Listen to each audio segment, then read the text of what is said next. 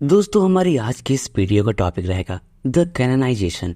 इस पोयम को लिखा है एक English metaphysical poet John Donne ने। दोस्तों, कैनोनाइजेशन का मतलब होता है संतों में सम्मिलित करना, यानी कि सेंट बनाने का जो प्रोसेस होता है, संत बनने की प्रक्रिया, उसे ही कैनोनाइजेशन कहा जाता है। इस पोयम को पहली बार पब्लिश करवाया गया था 1633 में एक पोयम कलेक्शन में जॉन डन के डेथ के बाद।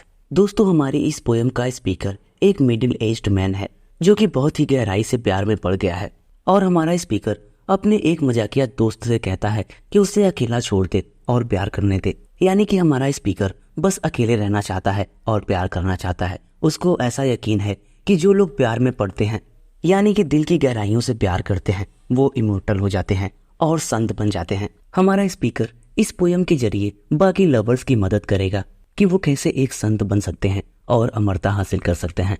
दोस्तों, मैं इस पोयम को लाइन बाय लाइन डिस्कस नहीं कर रहा हूँ, बल्कि मैं आपको इसकी समरी समझाता हूँ। तो आइए दोस्तों, शुरू करते हैं। हमारा स्पीकर अपने एक फ्रेंड से कहता है कि बस तुम चुप हो जाओ और मुझे प्यार करने दो। तुम आगे बढ़ो और मेरे कांपते हाथों या मेरे दुखते जोड़ों का मजाक उड़ाओ, या फिर मेरे सफ़ेद बालों या मेरी गरीबी का मजाक बनाओ और मुझे ताना मारो। तुम अपना भाग्य बदल सकते हो और अपने जीवन को बेहतर कर सकते हो, साथ ही खुद को एजुकेट भी कर सकते हो। तुम अपना नया करियर बना सकते हो या अमीर लोगों के झुंड में शामिल हो सकते हो।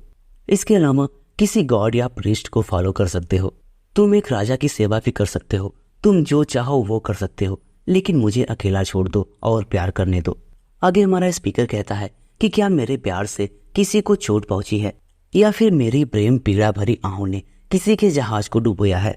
क्या ऐसा भी है कि मेरी आंसुओं से बाढ़ आ गई हो और किसी की जमीन डूब गई हो, या फिर मेरे प्रेम से भरे ठंडे दिमाग ने बसंत को रोक दिया हो। क्या मेरी नसों में बहने वाले प्रेम के बुखार से किसी की मौत हुई है। मुझे नहीं लगता कि मेरे प्रेम करने से ऐसा कुछ भी हुआ हो। सोल्जर्स अभी भी युद्ध में जाते हैं और वकील दूसरों का मुकदमा लड़ने के लिए तर्कशील लोगों को ढूंढते हैं, लेकिन इन सब के बावजूद मैं और मेरी प्रेमिका एक दूसरे से प्यार करते हैं।